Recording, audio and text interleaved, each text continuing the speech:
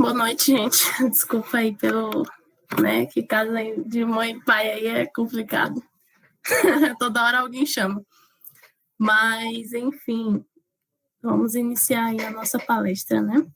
Nesse dia tão importante aí, dia da... Estão me ouvindo bem, né? Ah, tá. Só fazer um teste. E aí, o dia da consciência negra, que era para, né, tá sendo comemorado aí com lutas, com vitórias, né, com uma representação negra forte aí na nossa política e tal, como foi, né, nesse ano, nas políticas municipais, mas infelizmente vai ser comemorado com tristeza, né, pelo acontecido de ontem e tal, em véspera do Dia da Consciência Negra, infelizmente, uma morte aí brutal que representa uma indignação extrema, um cara que poderia ir ser meu pai, ser meu irmão, entendeu? Quando eu vi aquilo, quando eu tive acesso à notícia, né, eu parei, fiquei refletindo um instante, eu vi, né, naquela pessoa um universo de muitos que já aconteceram, né, que uma tristeza enorme, é difícil de descrever, sabe? Apesar de não ser um sangue meu, poderia ser, né? Poderia ser meu pai, poderia ser meu irmão que frequenta mercados também, poderia também vir a ter uma discussão com alguém e poderia estar morto ali, entendeu? No lugar, uma coisa que não aconteceria com uma pessoa branca, mas com a gente ainda acontece. Então, isso demonstra como nós negros ainda estamos lutando por uma coisa básica, né? Era para a gente estar em um nível muito acima do que a gente está lutando por uma coisa básica que é a nossa vida. Então, a gente inicia, infelizmente, aí com essa tristeza, com essa dor, essa indignação, entendeu? Essa repulsa, o nosso sistema ainda ser tão falho como ainda é. E daí eu vou chamar a professora Lucélia, né, para falar um pouco da política de saúde e de assistência social. Boa noite, professora Lucélia, está pronta? Ligar o áudio, boa noite. Posso começar? Pode. Ok. Então, boa noite, Ana Paula. Queria agradecer o convite, né, tanto seu quanto do Centro Acadêmico e do próprio curso de Gestão de Políticas Públicas. Feliz por estar aqui compartilhando com você, com a professora Tatiana, com a professora Cláudia. Prazer em conhecer vocês duas. Nesse dia de luta, né, de resistência, de Dia da Consciência Negra e também de Zumbi, com a liderança quilombola muito importante para a gente. Então, que a gente se faça palmares também, né? Como o tema de políticas públicas é bastante amplo, eu combinei com a Ana Paula que eu priorizaria o debate de políticas públicas e equidade racial com base na política de saúde, que eu tenho tido mais proximidade. Se der tempo, a gente até dialoga um pouco sobre assistência social, mas acho que pelo tempo talvez não dê. Bem, primeiro eu queria situar um pouco alguns elementos que eu considero importantes quando a gente fala de políticas públicas num Estado democrático de direitos, né? Então, não é em qualquer Estado. Então, as políticas públicas, elas se constituem como uma estratégia de garantia de direitos sociais e buscam promover e fortalecer a cidadania. E, nesse sentido, teoricamente, as políticas públicas elas têm como foco assegurar a igualdade de oportunidade para todos e todas as cidadãs. Eu falo teoricamente porque não necessariamente a gente consegue hoje ter políticas públicas que dê conta de abarcar todo esse processo de garantir e promover essa cidadania a todas as pessoas, né? E um elemento importante nisso tudo é que o ideal seria que essas políticas públicas dialogasse, né, e fizesse parte delas a participação social, participação de movimentos sociais, do controle social, porque as políticas públicas, tanto as políticas públicas universais quanto as específicas, são muito importantes para a gente garantir equidade racial e efetivar mesmo a democracia, né? Então, eu queria aqui destacar alguns pressupostos que eu entendo ser importante quando a gente aborda as políticas públicas de igualdade racial, e eu tenho insistido um pouco, né, em pontuar isso. Se outras pessoas me ouviram falar, provavelmente já me ouviu, falar dessa base de desigualdades, né, de dominação, de exploração no Brasil, que está ancorada numa matriz, e essa matriz é de opressão interseccional de classe, patriarcado e colonialismo, né? Então, isso significa que na reprodução das relações sociais há uma associação de uns sistemas, e são sistemas múltiplos de subordinação, que aí eu estou falando do colonialismo, do patriarcado e do capitalismo, e também de outros sistemas discriminatórios que criam desigualdade, estrutura e hierarquiza a posição social, que acaba dando base a essa desigualdade, a essa dominação e exploração que a gente tem no Brasil. Então, o racismo, assim como gênero, como classe, é um eixo estrutural de desigualdade, e com isso eu quero dizer que a cor das pessoas, ela molda as experiências de vida, né? Influencia de forma determinante nas experiências dessas pessoas de viver, de adoecer, de morrer, de trabalhar, de estudar, né? E aí a Ana Paula começa, inclusive, falando para a gente, relatando o caso do João Alberto, né? Que foi morto, espancado e morto ontem no supermercado Carrefour por um segurança e um policial. Então, essa de fato, é uma lógica de moldar mesmo as experiências, não só de vida, mas também de morte, né? Dependendo da sua cor. E aí, um outro elemento, por conta, inclusive, em decorrência desse, é que a gente tem que afirmar sempre que o Brasil é um país racista, né? E aí, apesar, né, de pesquisas apontarem que grande parte dos brasileiros admitem que há discriminação racial no país, um percentual muito pequeno da população se considera racista. E aí fica sempre uma pergunta: existe racismo, né, sem racistas? E aí isso pode parecer óbvio, né, para quem estuda, para quem lida com o tema, mas é preciso sempre a gente afirmar que o Brasil é racista e que, ao sermos socializados numa sociedade racista, potencialmente a gente pode reproduzir esse racismo, né? Sempre um risco e uma possibilidade. Então, é importante a gente afirmar, todas as vezes que a gente vai falar, seja de políticas públicas, ou seja de políticas para a igualdade racial, de que democracia racial não existe, né? Nós somos sim um país miscigenado, mas nós não somos harmônicos, nós não somos cordiais, né? Pelo menos para quem experimenta todos os dias na pele, no corpo, na mente, nas instituições o racismo. E apesar da elite brasileira ela ter criado uma política de Estado para embranquecer o país, a partir da imigração de europeus, nossas raízes, elas permanecem, elas são essencialmente raízes africanas, né? Ao contrário do que querem nos provar, que a nossa origem é muito europeia.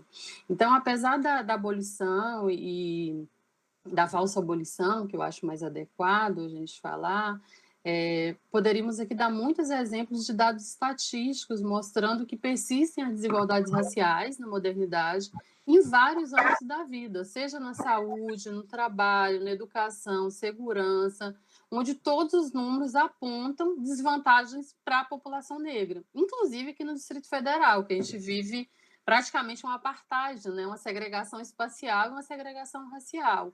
Com mais de 70% da nossa população do DF e dos negros estão na periferia. Então, a gente tem que, inclusive, falar de nós, né?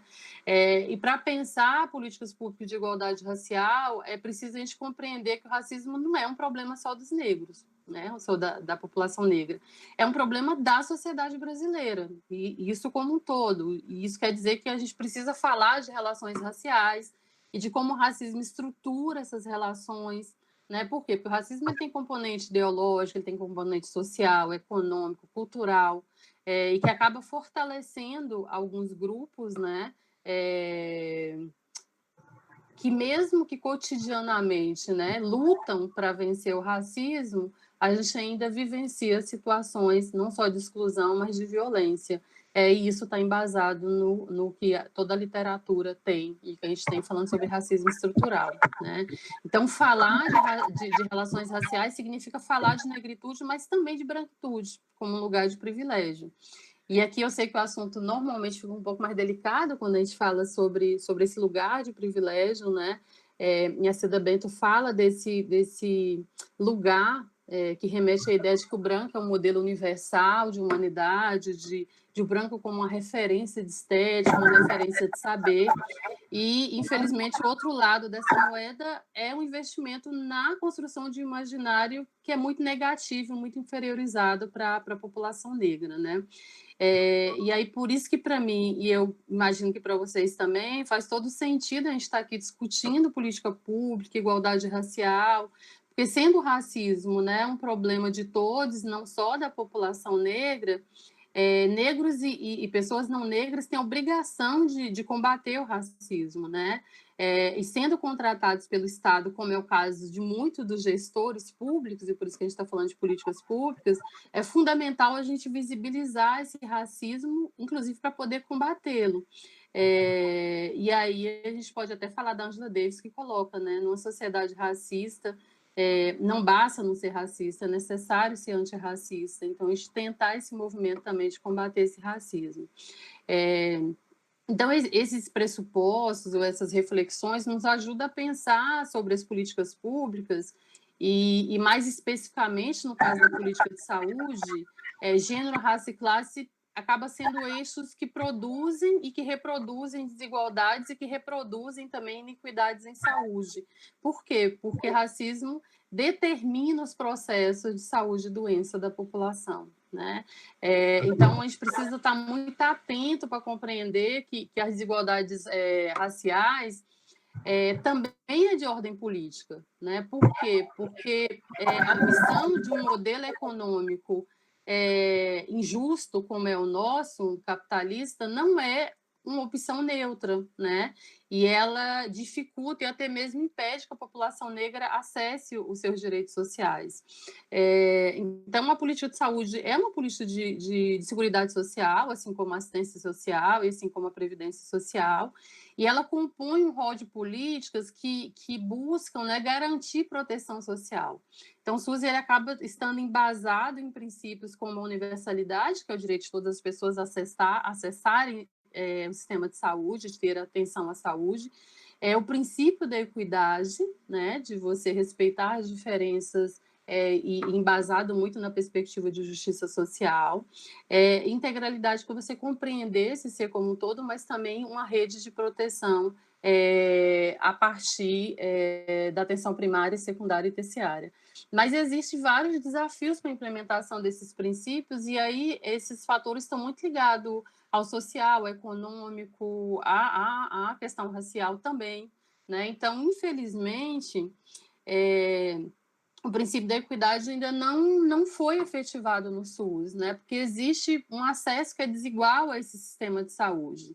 E essas desigualdades elas são muito influenciadas por alguns fatores, como a disponibilidade mesmo do serviço, a questão geográfica e espacial, porque a gente tem regiões que têm grandes diferenças no Brasil, inclusive de acessar a saúde, quando a gente está falando do norte, do nordeste, do sudeste, do sul, centro-oeste, a perspectiva urbano-rural, né, de quais são as necessidades em saúde, de como o Estado responde a essas necessidades em saúde a partir do Sistema Único de Saúde, e mesmo a questão de disponibilidade de recursos humanos, né? A gente tem uma alta rotatividade, uma dificuldade de atrair e reter profissionais, por exemplo, para trabalhar em população rural, para atender a população quilombola, ribeirinha, indígena, enfim. Então, um sistema que ele não dá conta, inclusive, de pensar e de materializar o princípio da equidade em função desses vários fatores, né, que vão acabar influenciando em alguma medida esse acesso.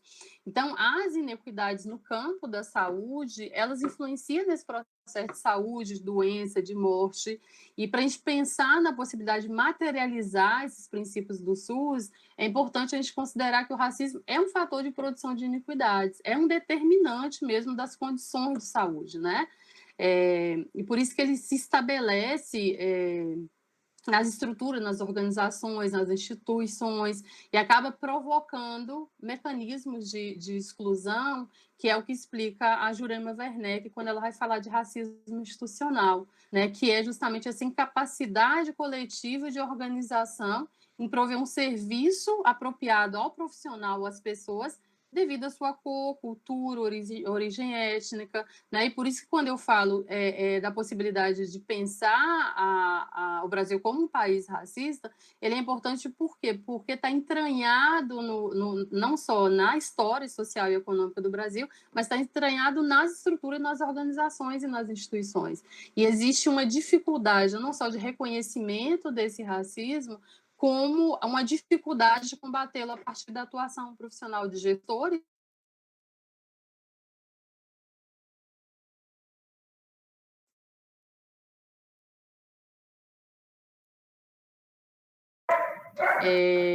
Com a população.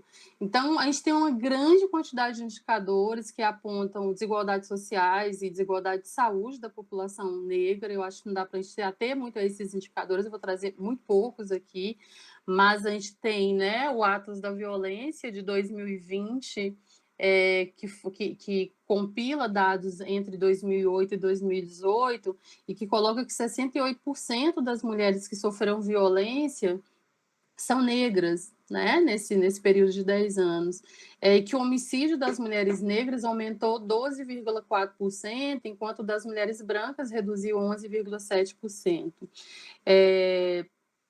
E aí tem um outro dado também desse mesmo Atlas da Violência, que o risco de ser vítima de homicídio é de 77% maior para homens negros e 64% maior para mulheres negras. Então, a gente tem aí alguns indicadores que apontam a inserção muito perversa das pessoas no acesso a bem, a serviço e na própria forma de viver, né? E aí, enfim, a gente vai ter vários indicadores que falam de mortalidade infantil, de insegurança alimentar, do risco de morrer antes de 5 anos de idade, da maior propensão de homens terem diabetes, né, em relação a homens negros terem diabetes em relação a homens brancos e também de mulheres negras terem um percentual de 50% de risco, maior probabilidade de ter diabetes, por exemplo, uma hipertensão maior nas mulheres negras. Enfim, então a gente tem aí alguns indicadores que apontam a importância do Estado responder a essas necessidades de saúde da população negra. E isso tem sido, em alguma medida, realizada, né? Então, eu queria só fazer alguns apontamentos em relação a algumas políticas, né? Um percurso mesmo de implementação de políticas públicas que busca inserir a saúde da população negra na agenda pública, né? Então, nem vou me ater antes de 2003, porque pelo menos pela minha avaliação, a gente tem como marco mesmo a 2003, em função da criação da Secretaria de Política de Promoção da Igualdade Racial, a CEPI, que hoje faz parte de um ministério específico, né? Direitos Humanos, Família e Desenvolvimento Social. Foi um marco, né, buscando transversalizar as políticas de igualdade racial. Em 2004, a gente tem a criação do Comitê Técnico de Saúde da População Negra, né, que tenta subsidiar a equidade na atenção à saúde. Os planos nacionais de saúde de 2004 e 2005 já começam a inserir o reporte de saúde da população negra nesses planos. Em 2005, a gente tem, né, a criação do Programa Nacional de Anemia Falciforme. Em 2006, a gente tem instituído numa portaria o Dia Nacional de Mobilização pró-saúde da população negra. No Conselho Nacional de Saúde, em 2006, também é aprovada a Política Nacional de Saúde, Saúde Integral da População Negra, e um marco que foi 2009, porque foi publicada uma portaria, né, instituindo a Política Nacional de Saúde Integral da População Negra.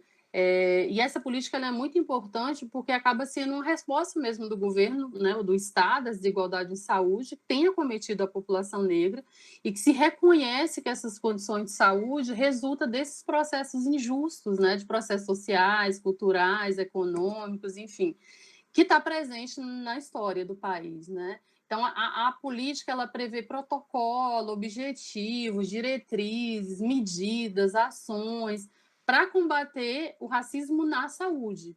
E dentre eles, um que eu acho bem importante, até pelo momento de pandemia que a gente está vivenciando, que é o registro do quesito cor-raça nas fichas de usuários, né, dos serviços. E é importante porque é a partir disso que tem possibilidade de a gente pensar, inclusive, a desigualdade de acesso à saúde, ou a forma de tratamento que está sendo realizada. Mas o que algumas pesquisas já apontam é que, infelizmente, a maioria dos gestores e também dos profissionais de saúde desconhece o conteúdo da política, né? E o governo federal acabou não criando alguns mecanismos de monitoramento da implementação dessa política. Então, que a gente tem uma política que ela é muito interessante, que foi um grande avanço, mas que a gente ainda não conseguiu a sua implementação no todo, né? Teve pouco avanço, inclusive por conta da possibilidade de a gente não ter esse mecanismo de monitoramento da política. E isso, de alguma forma, mostra essa realidade, né? Se não só os indicadores, mas a própria forma como a gente tem encarado a não implementação dessa política, é de que o Estado ele continua muito colonial, né? Ele acaba agenciando forma de silenciar essa população negra, ainda que a gente tenha resistências, lutas, movimentos sociais, o movimento negro, o feminismo negro, enfim, tentando pensar e fazer essa advocacy frente ao Estado. Então, reconhecer o racismo operante no sistema de saúde não é uma questão fácil, né? Os mecanismos que perpetuam essas iniquidades acaba levando a não percepção e opera de forma a nos alienar para reconhecer esses processos e reproduz, não só produz, mas reproduz racismo. Por isso que eu acho muito importante a gente incluir questões de raça e etnia nos processos formativos de gestores públicos, no processo formativo, né? Inclusive de estudantes de gestão de políticas públicas, porque é fundamental que os profissionais estejam preparados para abordar o racismo como um elemento que causa vulnerabilidade das pessoas negras que são atendidas no serviço ou que são usuárias das políticas públicas que a gente tem e que isso, inclusive, é um direito, né? E aí eu acho que a gente precisa reconhecer um pouco que não só as legislações, mas as práticas institucionais a gente precisa combater práticas, sejam elas, né? E aí eu estou falando, focando mais nas práticas racistas, mas tem práticas classistas, sexistas, homofóbicas, enfim. Então, a gente tem outros também recortes de diferenças sociais que causam iniquidades em saúde. Então, eu queria, né, assim, falar mais rapidamente agora, já mais para o fim, sobre os desafios que a gente tem hoje. A gente tem vários, né? O maior deles é o cenário político-econômico que a gente está vivenciando de retrocesso no Brasil. A gente tem um acirramento muito forte de conservadorismo, uma demonização da discussão das questões de gênero, raça, um ataque ao Sistema Único de Saúde e à política de saúde, uma criminalização dos movimentos sociais. E, ao mesmo tempo, nessa onda conservadora, a gente tem reformas que estão sendo realizadas nas políticas sociais, que também são de cunho regressivo, que prejudica mais os pobres, que aprofunda a violência estrutural, que fortalece a ausência do Estado, permitindo um menor acesso a direitos básicos, né? A gente tem um desmonte de direitos trabalhistas, com praticamente o fim da aposentadoria, a terceirização, o ataque ao SUS, o congelamento de investimentos, né, com a PEC de 20 anos, o aumento de repressão e violência policial. Enfim, então a gente poderia citar várias, infelizmente, indicadores aqui comprovando não só esse avanço do conservadorismo e, ao mesmo tempo, isso como um desafio para a gente pensar a política pública de igualdade racial, né? Então, por exemplo, na saúde, a gente teve no dia 28, agora de setembro, mas já foi revogado, mas saiu uma ação, né?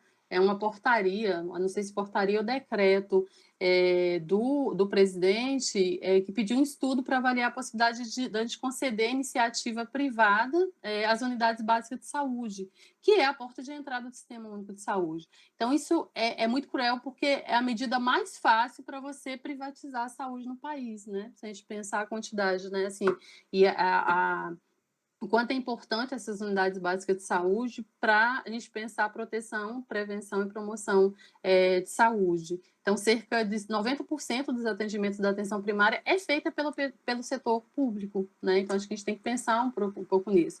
Então, a criação de alternativa é uma tarefa coletiva, a gente tem que pensar movimentos sociais, mas também dos profissionais e gestores para resistir e lutar por políticas públicas mais abrangentes, né?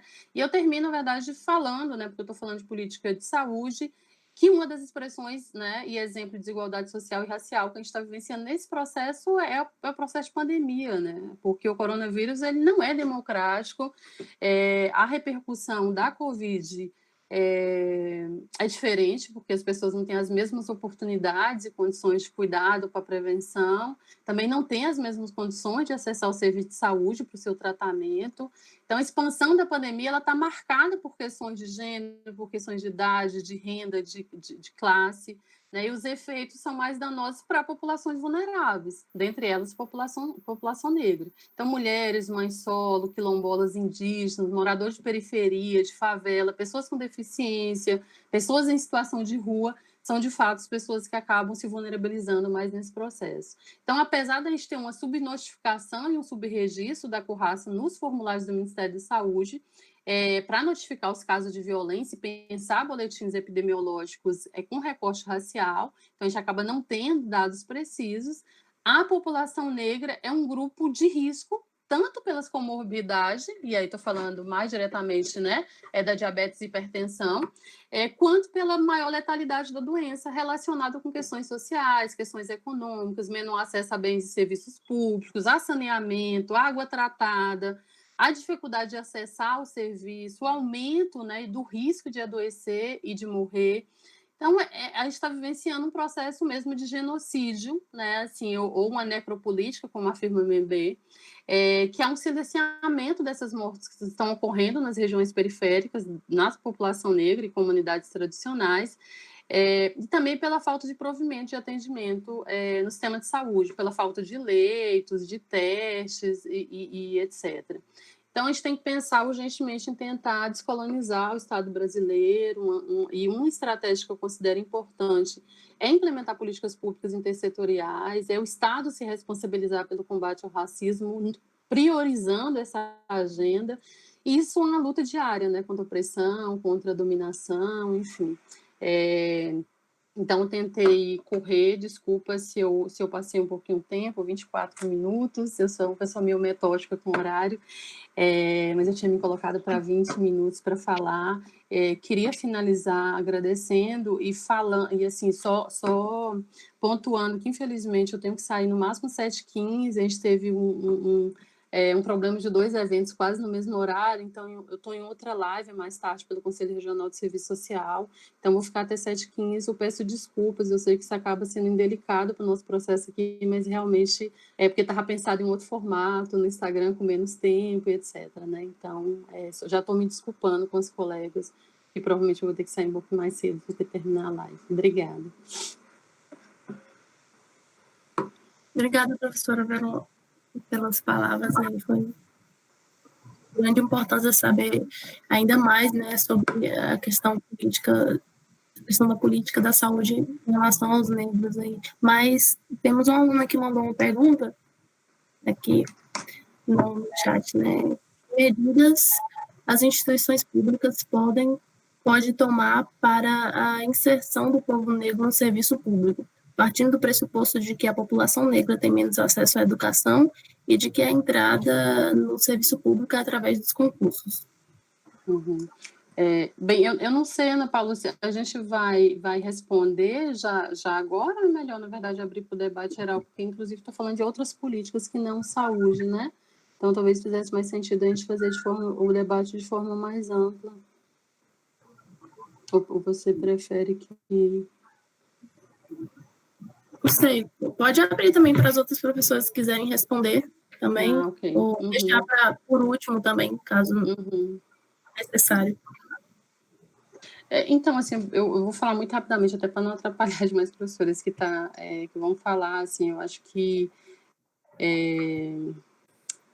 primeiro, a gente já tem cotas, né? Quando a gente está falando, por exemplo, da educação, a gente tem as cotas raciais, cotas sociais, que eu acho que foram muito importantes para a gente pensar em inserção, inclusive, né?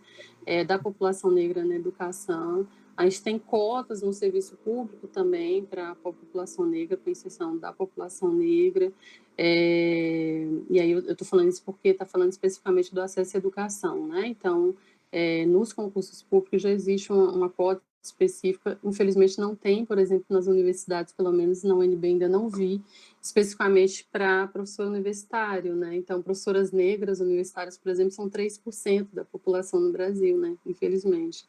Então, tem uma baixa representatividade, inclusive por conta dessa impossibilidade de ou ainda da gente avançar no sentido de conversar sobre isso, de ter uma legislação específica. Mas no serviço público, de forma mais geral, eu acho que a gente já conseguiu avançar um pouco, seja por conta das cotas sociais e raciais, então a gente tem mais indígena, tem mais quilombola, tem mais negros e negras na universidade, né? Isso faz toda a diferença, inclusive, para a gente decolonizar saber, para a gente pensar e respeitar e qualificar diferentes saberes, que não seja a partir dessa perspectiva mais eurocêntrica, colocada e ocidentalizada, de que o único saber está estruturado a partir da Europa, né? Então, acho que ter população negra nas universidades, acho que ajuda muito. E aí eu estou falando especificamente da educação, mas imagino que as professoras têm até mais conhecimento em relação ao tema que eu, pelo que eu li sobre elas.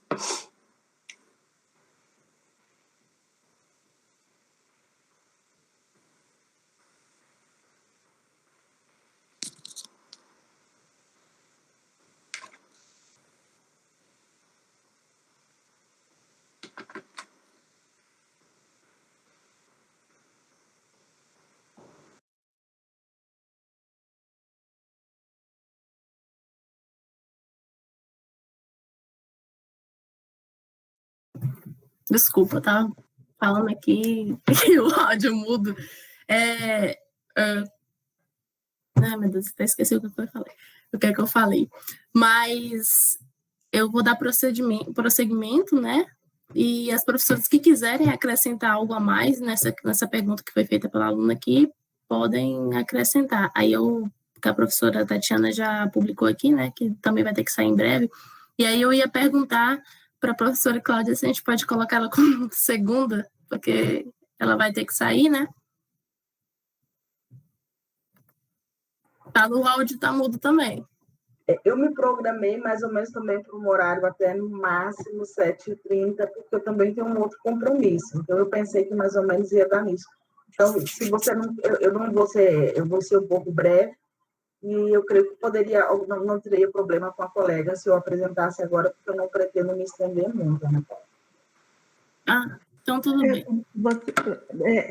Quero só me comentar que eu tenho 19 horas, né? Estava programado para até 19, eu tenho outro compromisso. Mas aí, se não der, eu vou ficar muito satisfeita. Já fiquei de ouvir a professora Lucélia, vou ficar também de ouvir a professora Cláudia, e aí, em outra ocasião, eu posso tentar participar assim, mais efetivamente também. Mas vocês fiquem bem à vontade. Desde já eu peço desculpa pelo atraso, porque como eu pensei que fosse porque pelo Instagram ia ser um negócio mais rígido, né? Que seria até às 7. Aí, como agora está sendo por outro meio, aí eu pensei que poderia prolongar, mas vocês têm mais compromissos, né? Então, a gente pode passar para a professora Cláudia, então, que vai falar sobre... Mas como eu tenho mais alguns minutos que ela, eu cedo a palavra. Eu não vou passar muito, porque eu realmente me programei para 10, 15 minutos, porque eu pensado anteriormente no Instagram. E se a colega também fez a mesma programação, então eu creio que eu cedo a oportunidade a ela, de tal forma que talvez ainda alcance que nós possamos se escutar de alguma forma, se ela respeitar também esse horário que a gente já tinha combinado no Instagram. Como você preferir, colega. Professora, eu te agradeço a gentileza, eu vou aceitar e vou até cortar minha apresentação na metade para poder não atrapalhar o decurso do trabalho. Bom, eu quero agradecer o convite para estar participando e ouvindo, né, um pouco também dessas reflexões. Acho que isso é muito interessante que seja feito por um centro acadêmico e que no curso de gestão de políticas públicas esteja debatendo, né, isso. Eu fiz administração e acho que a maioria das pessoas, mais ou menos, que fizeram, né, contemporâneos e que vieram antes, não tiveram em muitos espaços oportunidade de estar debatendo, quer nas disciplinas, né, nos trabalhos e tal apresentados. Bom, eu vou falar um pouco desse bem rapidamente e talvez até também contribuir com a pergunta que foi colocada sobre o desenvolvimento, né, de políticas públicas, como foi para a igualdade racial. Então, eu vou colocar aqui, em termos de políticas públicas, a gente teve um avanço significativo de políticas públicas para a igualdade racial nas últimas, né, décadas, porque antes você não tinha a ideia de enfrentamento às desigualdades raciais como um problema de política pública. A política pública e a ação governamental, ela se baseava mais, vamos dizer assim, com todos os limites, limitações, imperfeições, em identificar como um problema de política pública tanto o enfrentamento ao racismo, eu falo com todas as limitações, porque todas as legislações, até hoje a gente tem uma série de problemas, inclusive de efetividade, né, e que permite a gente estar ainda vivenciando situações de barbárie, como comentamos aqui logo no início, e também com muita resistência, né? Só a primeira lei de enfrentamento ao racismo foi da década de 50 do século passado, 1951, com a Lei Afonso Arinos. E isso aí também já é um outro tema, né? Porque tem muito a que se falar, né? Não vou entrar nesse ponto. E depois com políticas públicas voltadas à valorização da população negra, né? da matriz cultural africana e da população negra, em termos de valorizar, muitas vezes até folclorizando a questão racial, mas era, vamos dizer assim, como o Estado e as políticas públicas se apresentavam, né? Na década de 80 e 90, nós tivemos o surgimento de algumas delegacias especializadas em enfrentamento ao racismo, tivemos início, né, de conselhos de políticas públicas, mas foi a partir, efetivamente, dos anos 2000, impulsionado pela demanda, pela pressão também do movimento negro, e aí só fazendo uma observação para eventos como a Marcha Zumbi dos Palmares em 1995, como a Conferência de Durban em 2001, com intensa participação da população negra, a partir de todos esses elementos de movimentação e de mobilização da população negra, que se possibilitou, vamos dizer assim, e uma junção de uma série de questões, vamos dizer assim, como a gente chama também na análise de políticas públicas, uma janela de oportunidade, né, dentro da ideia dos múltiplos fluxos e tal, que se possibilitou o surgimento das primeiras iniciativas voltadas para a promoção da igualdade racial, né, para o enfrentamento das desigualdades de raça,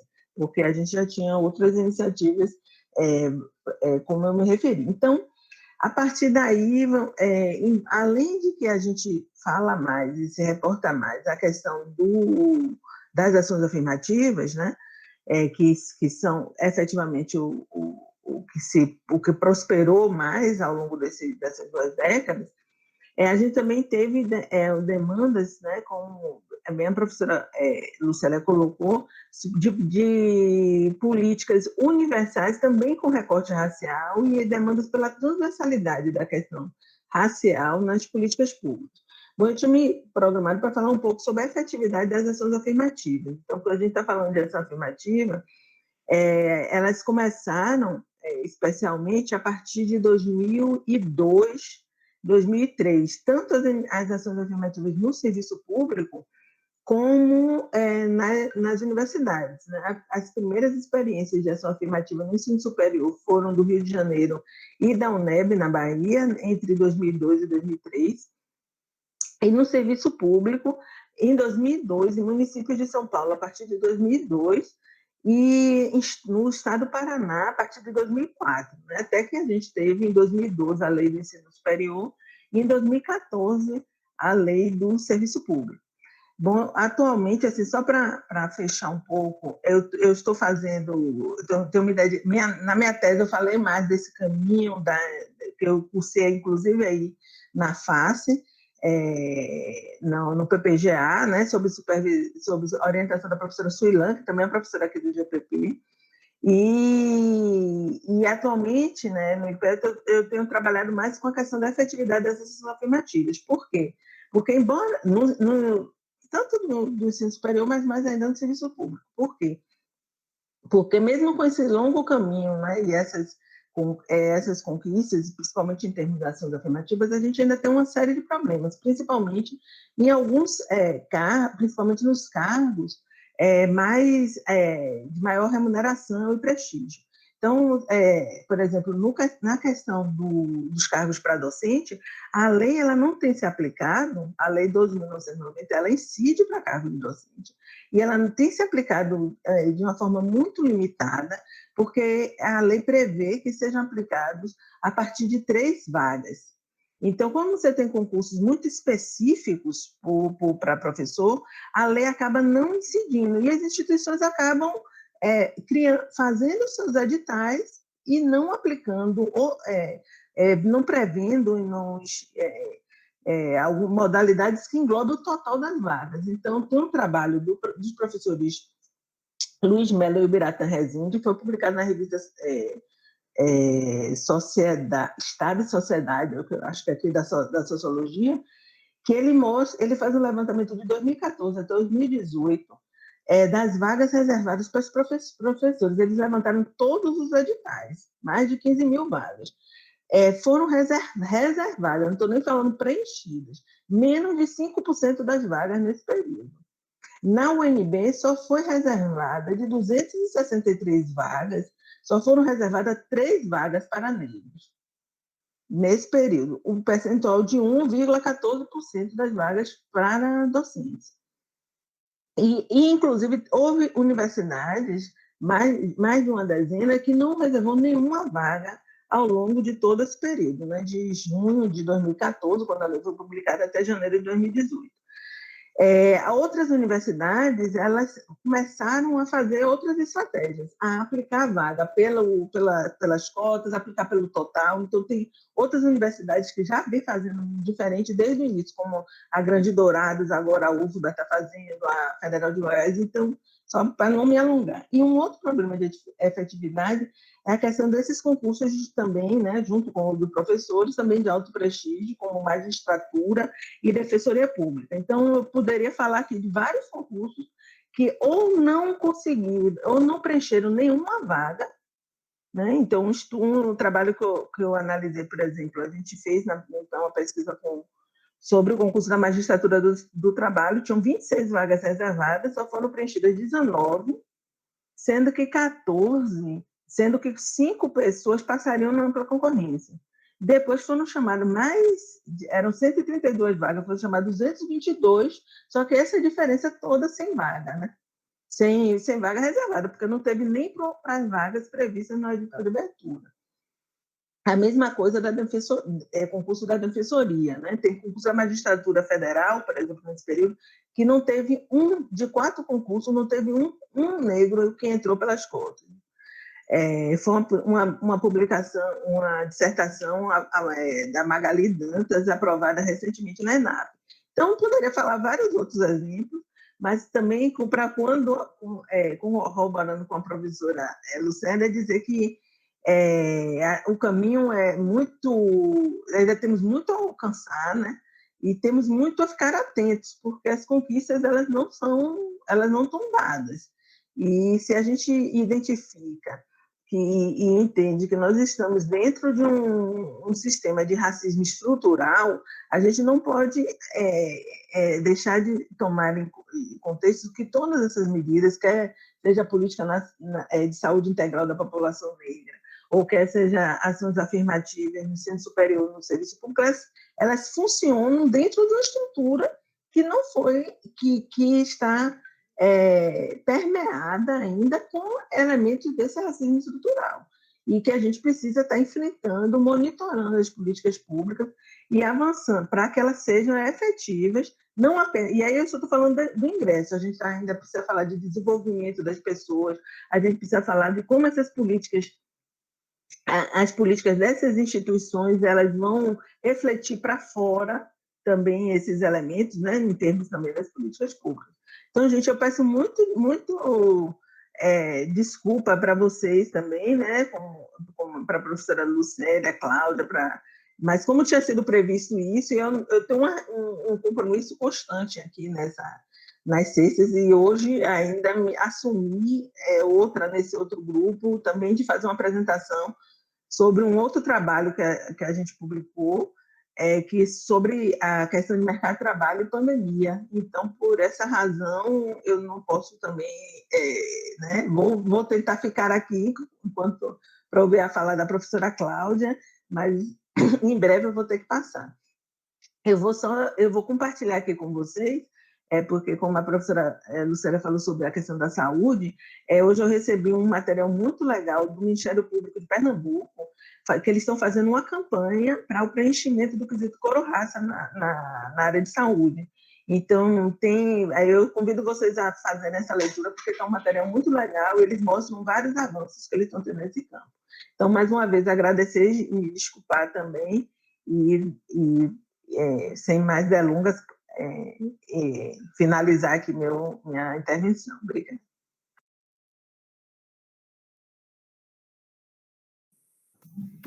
Obrigada, professora, pelas palavras, porque, apesar do pouco tempo de fala, os dados foram muito precisos, né, fornecidos. Então, muito obrigada aí pela fala. Então, vamos passar a palavra para a professora Cláudia, que vai falar sobre a análise histórica da questão racial em termos de políticas públicas.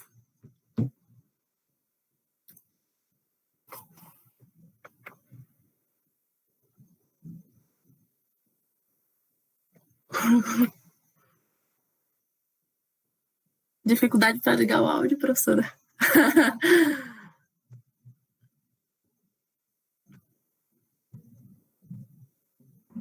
Uau, consegui. Boa noite, pessoal. Desculpe. Foi realmente muito enriquecedor escutar as colegas, toda a professora Lucélia, como a professora Tatiane, foi realmente muito enriquecedor. É um tema muito rico, que tem vários matizes quando a gente trata da questão social. E, de ponto de partida, eu quero deixar claro que a questão do racismo não é, para mim, objeto de estudo, como é no caso de vocês. Foi uma coisa que eu coloquei para a Ana Paula, quando ela me convidou. Eu não estudo o racismo como meu objeto de estudo, porém, eu posso dizer que eu sou o objeto de estudo, né? Nós somos o objeto de estudo, e que bom que nós já temos voz e voto para falar sobre o que nós realmente vivemos e conhecemos todos os dias, porque é muito diferente você falar de algo que não, a qual você estuda, como algo que você realmente conhece e reconhece como ponto de vista, como vida, né?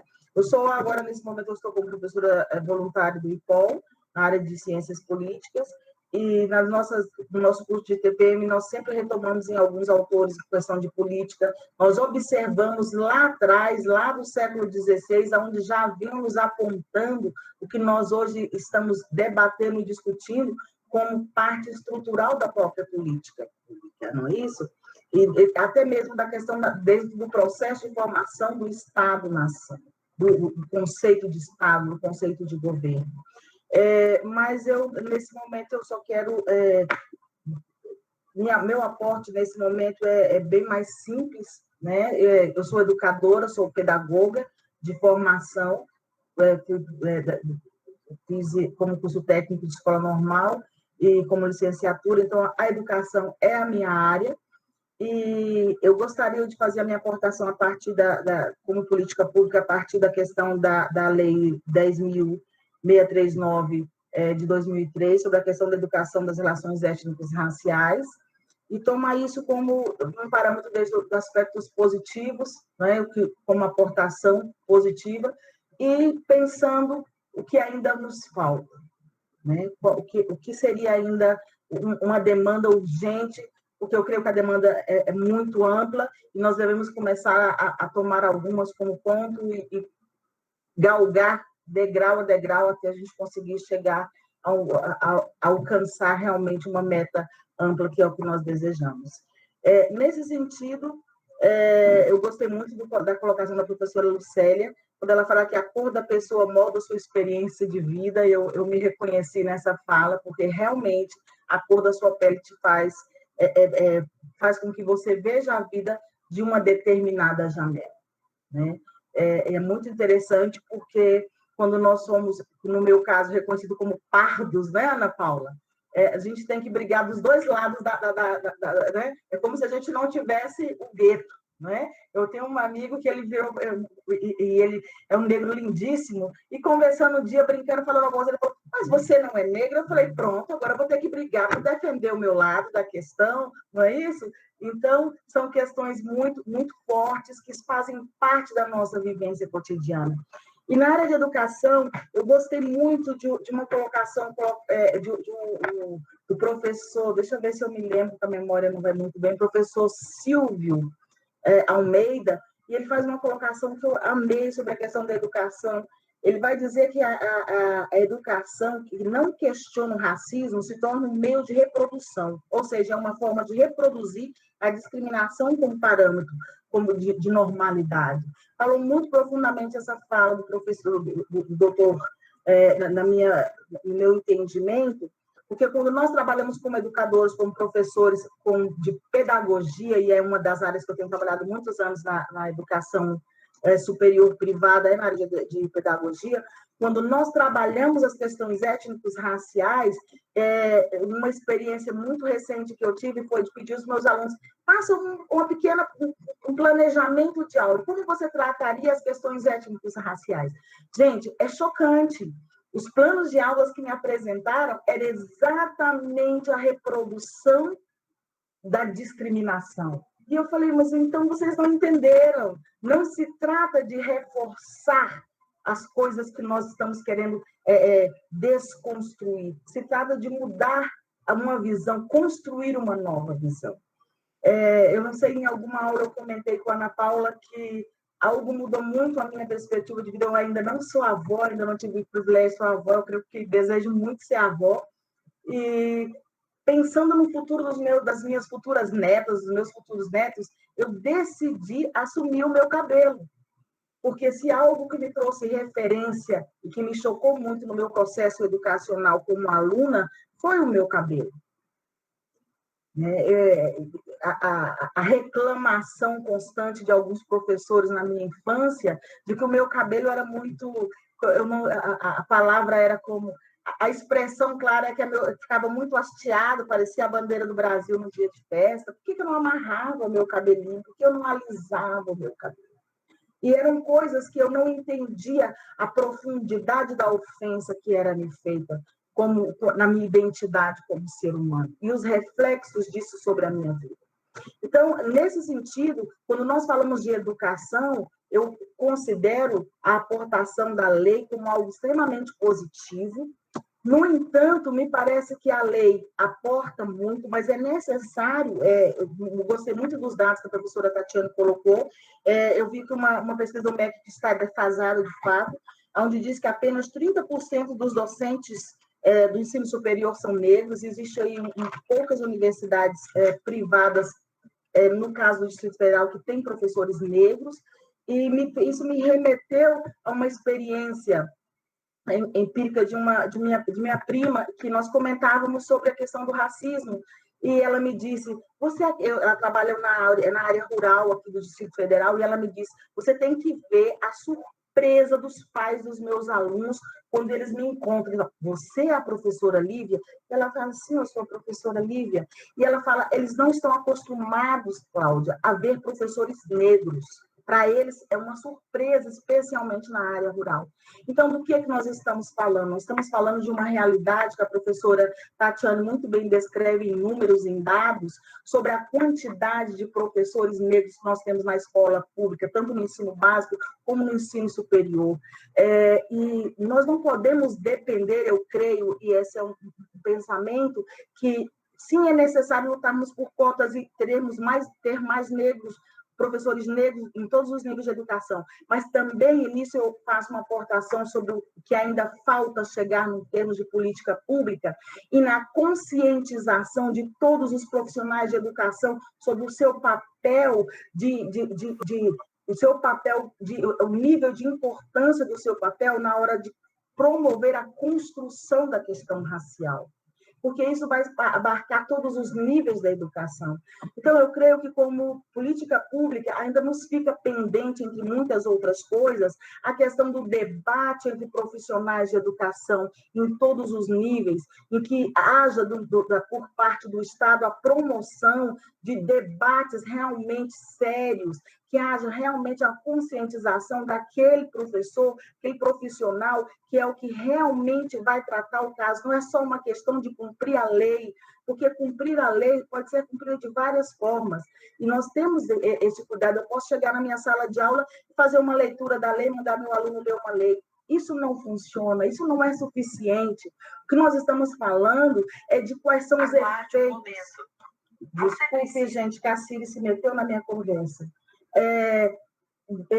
Me parece que o importante é que nós, como educadores, nos entendamos como parte importantíssima desse mecanismo de construção de racismo e de discriminação. Porque, no final do dia, quando eu escutava as minhas professoras dizer que o meu cabelo era ruim, que o meu cabelo vivia hasteado, que eu tinha que alisar o meu cabelo, se eu não podia prender o meu cabelo, elas não estavam ofendendo só o meu cabelo, elas não estavam me dando uma recomendação estética, ela estava ofendendo a minha dignidade, ela estava me fazendo negar a minha própria identidade, o meu eu.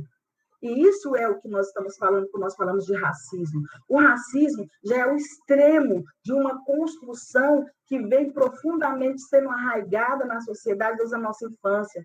Conversando com a Ana Paula, e comentei com ela esse episódio, ela disse: professora, eu sou bem mais jovem que você, e eu já passei por isso em várias situações.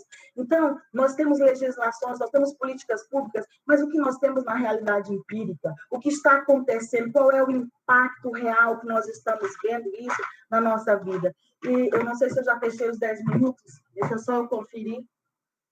Já vou fechando meus 15 minutos.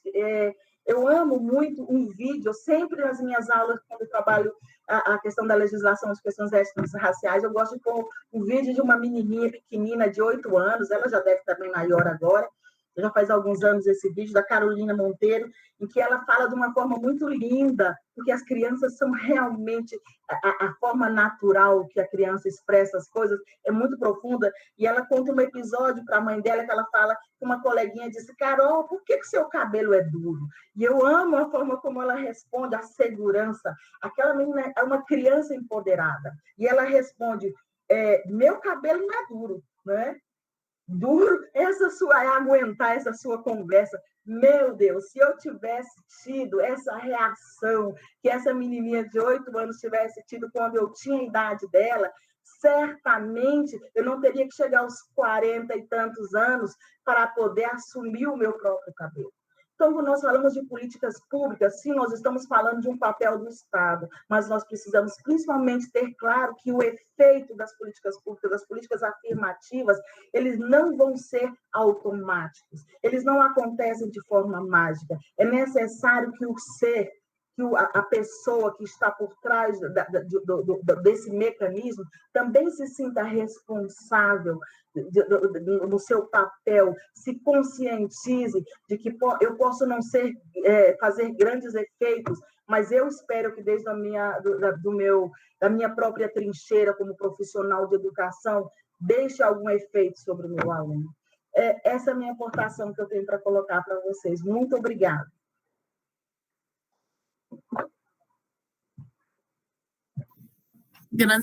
Grandes palavras, professora.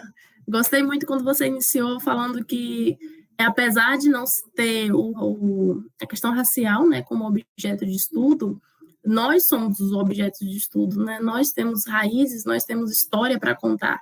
E, apesar de não estudar aquilo, de não estar lidando com aquilo de forma ali acadêmica, né? A gente lida com isso no nosso cotidiano, né? Então, isso também tem uma base muito importante.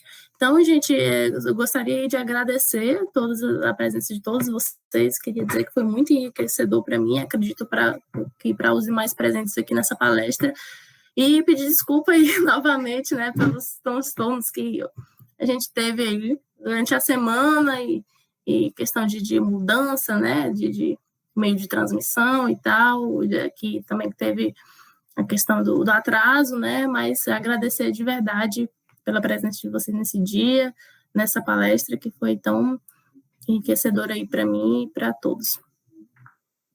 Bom, eu agradeço também, vou ter que me ausentar, porque já estão me chamando lá da outra reunião, e desejar para todos aí um bom debate, né, e um bom final de semana também. Obrigada, uma boa noite. Boa noite. Ficou gravado, viu, gente? Ah, ela saiu antes. Aí eu mando para vocês. Ana Paula, então, como já tinha dito para você no início, eu tenho outra live agora daqui a 10 minutos, eu peço desculpa por ter que sair assim, mas a gente já tinha combinado, eu imaginei que aqui terminaria às 7, né? A gente mudou a ferramenta, mas acabou mudando os horários, então acabou ficando um pouco confuso e não deu para eu ficar para o debate. Eu peço desculpas e agradeço muitíssimo o convite, prazer conhecer você, os demais que estão assistindo e a professora Cláudia também, tá bom? Eu agradeço, professora.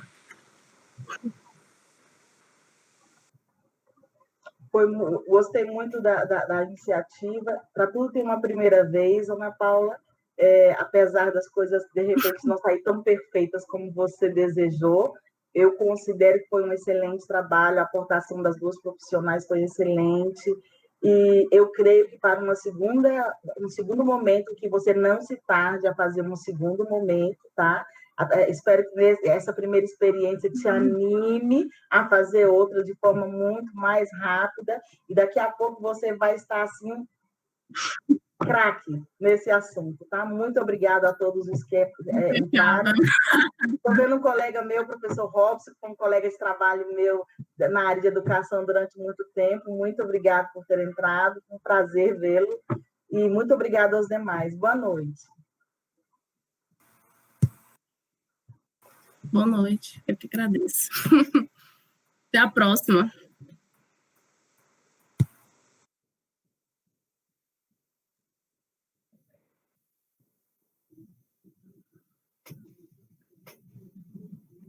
Então é isso, gente. Boa noite. Ficou gravado. Aí tá no site do Capop e UNB. Vocês podem ter acesso por lá. Até mais.